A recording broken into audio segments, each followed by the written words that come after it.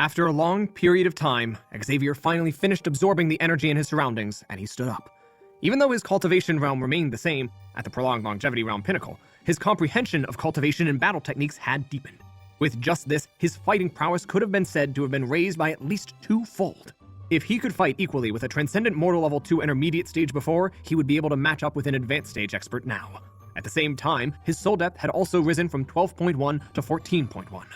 Even though an increase of 2 was humble compared to the effects of the Book of Heaven's Path, if he were to cultivate normally, this leap would require at least decades of effort. In other words, this acknowledgement of Celestial Master Teacher had saved him at least decades of training for his soul depth. Fearsome.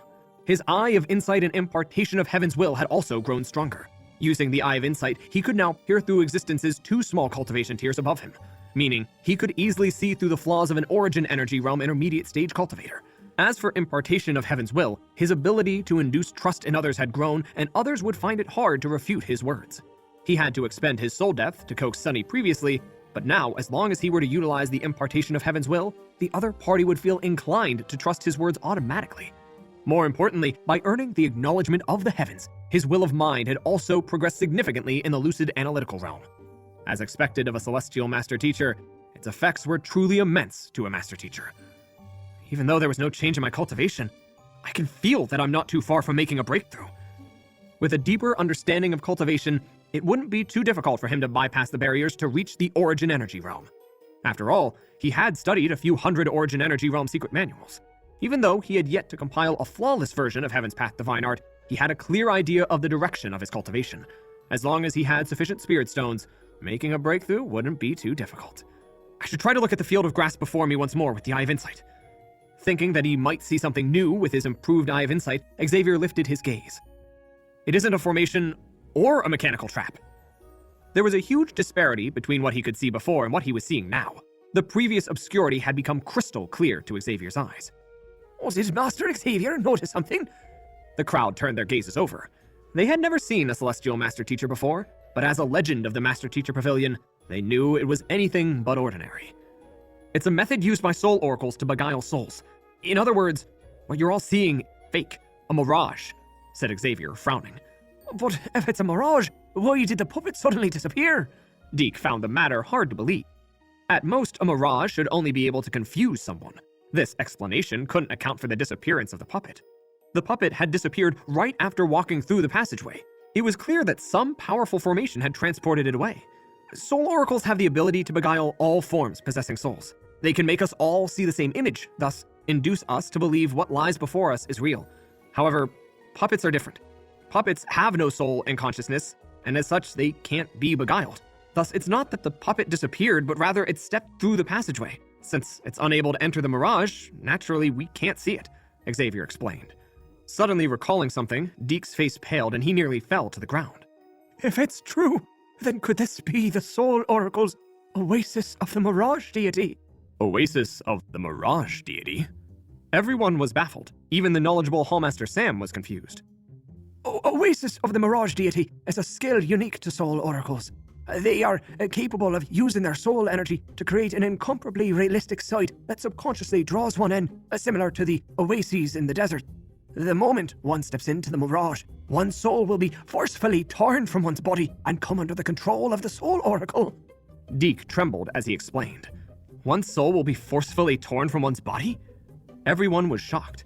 Indeed. If we had entered just now, our souls would have been torn from our bodies. Even if we managed to survive, we would be as good as dead. Cold sweat seeped down Deke's head. The faces of the others also paled. It was fortunate that they hadn't charged ahead upon realizing the peculiarity of the matter. If they had rushed over, they would have died for nothing. As expected of a Soul Oracle, even their means were hard to guard against. Well, just that, one has to be at least 6-star to be capable of utilizing the Oasis of the Mirage Deity. Could this be the tomb of a 6-star Soul Oracle? Deke asked doubtfully. Oasis of the Mirage Deity wasn't a skill that just any Soul Oracle could utilize. Only upon reaching 6-star would one be able to set it up. Just like Master Teachers in the other upper 9 paths occupations, the techniques of the Soul Oracles also had a requisite on one's cultivation. As such, the ranking of a Soul Oracle was also linked to his cultivation realm. A 6-star Soul Oracle would possess a cultivation realm at the zenith of the Transcendent Mortal Realm. Even if it lacked a physical body, It wasn't an opponent they could face. Hallmaster Sam's eyebrows leaped in unease. I think it would be best if we leave right now. Even though he was interested in seeing the tomb of a soul oracle and viewing the various artifacts contained within, he didn't have the courage to disturb the tomb of a former 6-star soul oracle. Jim clenched his fist tightly and said, Indeed, it's best for us not to get involved with an expert of this level. The more knowledgeable one was, the more one understood one's own ignorance. Similarly, the higher one's cultivation realm was, the more one understood how powerful the top-notch experts were. Understanding the irreconcilable gap between them and someone who stood at the zenith of transcendent mortals, they didn't dare to proceed any further. They knew that with their force, they would never be able to deal with a 6-star soul oracle, no matter how many years he had been dead. Leave? That's a good idea. Lifting his head, Xavier smiled bitterly. But it's already too late. At that moment, everyone suddenly felt a chill as a burst of sinister laughter echoed in the passageway. To think that my oasis of the Mirage deity would be seen through so easily. Not bad. It seems that quite a few bodies have come this time. The voice was bizarrely shrill, and it seemed to echo straight within the depths of one's soul, leaving one feeling unnerved. In an instant, the flowers, clouds, and blue sky before them disappeared, and a vast empty hall appeared in its place. In the large hall, only a single coffin was placed at a distance 100 to 120 feet from the crowd. It was hard to tell how large it was, but from the looks of it, it was significantly bigger and heavier than the other 4 coffins in the first chamber. You wish to possess us? Xavier narrowed his eyes. Entering the lucid analytical realm, Xavier felt no anxiety, fear, or any other negative emotions. After such a long sleep, since someone dared to stumble into my tomb, of course I should claim their bodies for my own use. The voice chuckled. As the other party spoke, Xavier scanned his surroundings with his eye of insight. Regardless of the other party's power, he had already been dead for innumerable years. Given how he would rather resort to using a mirage than deal with them personally, it could only mean that he wasn't as powerful as they thought he was. As long as Xavier found his hiding spot, there might be a chance to turn the situation around. However, to his disappointment, he couldn't find any trace of the other party at all. Seemingly noticing Xavier's intentions, the voice sounded once more. Don't waste your effort. If I don't want to appear, do you think that you can find me with your mediocre skills? Xavier fell silent. The voice was transmitted straight into their souls, making it impossible to trace him through sound. It would indeed be difficult to find him, so long as he wished to remain hidden. Turning around to glance at Jim and Hallmaster Sam, the duo also shook their heads. The two of them had the same realization as well. Just as Xavier was racking his brain for a solution, Jim's voice sounded. Master Xavier, I'll try to stall for time. You should take the chance to leave with the young masters and the others. Turning his head, he saw that Jim's eyes were filled with the determination of a soldier ready to meet his demise. You have an idea in mind? Xavier sent a telepathic message. I do not. However, I do have a few poisons that work on souls, so it might be effective against him. Jim replied grimly. The effects of poison weren't just limited to the physical body. Some of the more formidable poisons could dissipate souls as well. In the midst of the discussion of the duo, the voice sounded once more. You wish to poison me? You should try to find me first. You can listen to telepathic messages? Xavier widened his eyes in astonishment. They had communicated previously using telepathy. Even Hallmaster Sam, who was standing by the side, was completely oblivious to their interaction. Yet, this fellow actually could tell Jim intended to poison him. That was way too fearsome. It isn't just your telepathic message. Through your souls, I can tell what you're all thinking.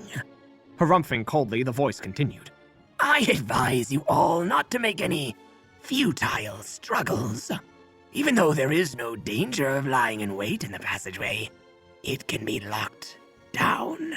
While you were beguiled by the oasis of the Mirage deity, I locked down the area. It's too late for you to be thinking of leaving. Hearing those words, everyone's faces immediately paled. Just as the other party had said, the passageway behind them had been sealed tightly by a stone wall. Let me give it a try. With an awful complexion, Jim gathered his strength and struck the stone wall heavily. There was a massive tremor. However, the stone wall seemed to have been protected by something powerful. Even the strength of a transcendent mortal level 4 was unable to move it, let alone shatter it. Let me give it a try as well.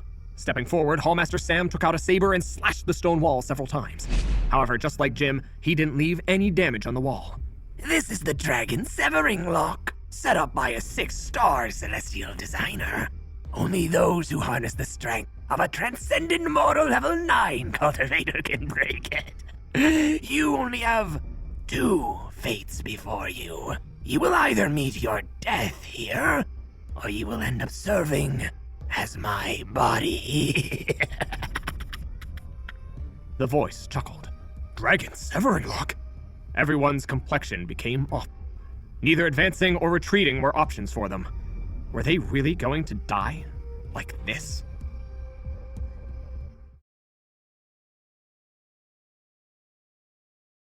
Episode 1. Rewind. Hannah Oliver woke up to the sound of a plate clanking on the floor.